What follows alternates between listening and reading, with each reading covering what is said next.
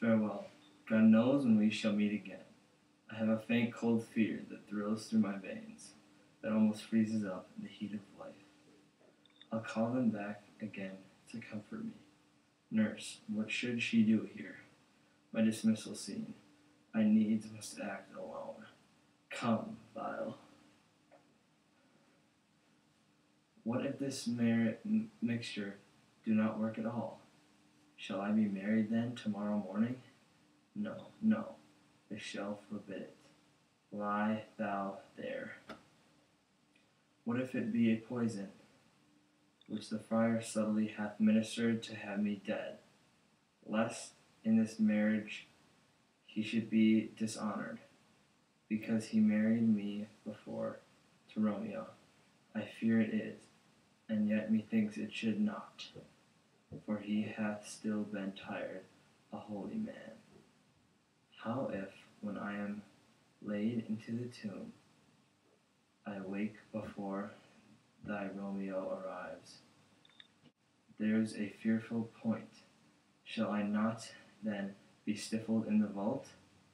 To whose foul mouth no healthsome air breathes in, and there die strangled ere my Romeo comes?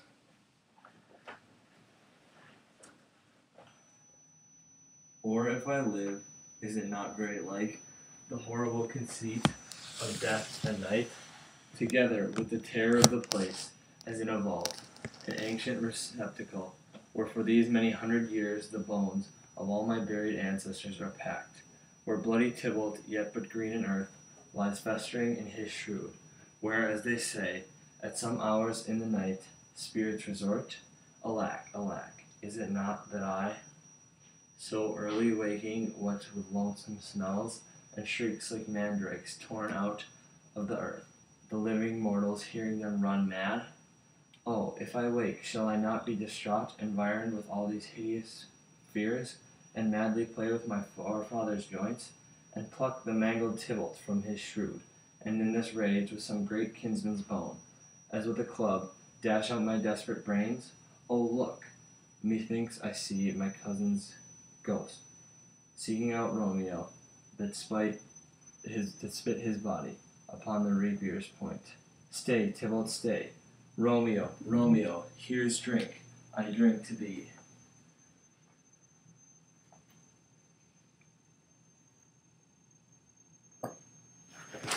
In faith I will, let me peruse this face. Mercutio's kinsman, noble county Paris, what said my man, my bestowed soul, did not attend him as we rode? I think he said Paris should marry Juliet. Said he not so, or did I dream it so? Or am I mad, hearing him speak of Juliet, to think it so? Oh, give me thy hand, one writ with me in sour misfortune's book. I'll bury thee in a triumphant grave. A grave, no lanthorn, for here lies Juliet, and her beauty makes this vault a feasting presence full of light. Death, lie thou there by a dead man interred. How often men are at the point of death, are they merry? Which keepers call it lightning before death. Oh, how may I call this a lightning? Oh, my love, my wife. Death that has sucked thy honey from thy breath has had yet no power upon thy beauty. Thou art not conquered. Beauty is ensign yet as crimson in thy lips and in thy cheeks. Death's pale flag has not yet advanced there. Tybalt, liest thou there in thy bloody blanket? What more favor can I do to thee than with that hand that cut thy youth in twain? To slunder his that was thine enemy. Forgive me, cousin. Ah, dear Juliet, why art thou yet so fair? Shall I believe that unsubstantial death is among us, and a lean, abhorred monster keeps thee in dark to be his paramour, for fear that I will stay with thee and never from this dim pallet of night depart again?